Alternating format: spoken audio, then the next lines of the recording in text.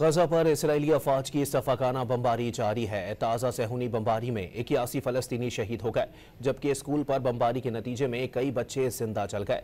कतरी नशरियाती इदारे अल जजीरा की रिपोर्ट के मुताबिक तिब्बी ज़राए ने बताया कि पीर की सुबह से इसराइली हमलों में गजा भर में 81 फलस्तीनी शहीद हो चुके हैं, जिनमें से 53 सिर्फ गजा शहर में शहीद हुए। इसराइली फौज ने जाह के स्कूल पर भी बमबारी की, जिसके नतीजे में कई बच्चे जिंदा जल गए।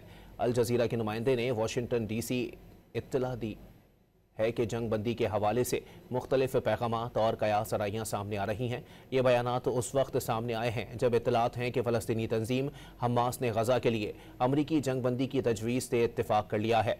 आलमी इदारा सेहत के तर्जुमान का कहना है कि गजा में हर एक शहरी तकलीफ में मुब्तला है। इसराइल की जानिब से इमदाद की बंदिश और हमलों की शिद्दत में इजाफे के बाइस गजा के अस्पतालों में तिब्बी सामान ख़त्म हो चुका है और ज़ख्मियों की हालत खौफनाक है। गजा की वजारत सेहत के मुताबिक इसराइल की गजा पर मुसल्लत करदा जंग में अब तक 53,977 फ़लस्तीनी शहीद और 1,22,966 जख्मी हो चुके हैं। हुकूमत के मीडिया दफ्तर ने शहदा की तादाद 61,700 से जायद बताई है। हज़ारों अफराद अब भी मलबे तले लापता हैं और उन्हें मुर्दा तस्वुर किया जा रहा है। दूसरी जानिब इसराइल की अशदोद बंदरगाह पर दाएं बाजू के सरगर्म कारकुन जमा हुए और गजा के महसूर इलाकों के लिए भेजी जाने वाली इमदाद को रोकने की कोशिश की। मुजाहिरीन बंदरगाह के दरवाजे से निकलने वाले ट्रकों के सामने खड़े हो गए और उनका रास्ता रोक दिया। इसराइली पुलिस ने मुजाहिरीन को ट्रकों के सामने से हटाने की कोशिश की। एक और एहतजाज में इंतहा पसंद इसराइली वजीर बिन गुवैर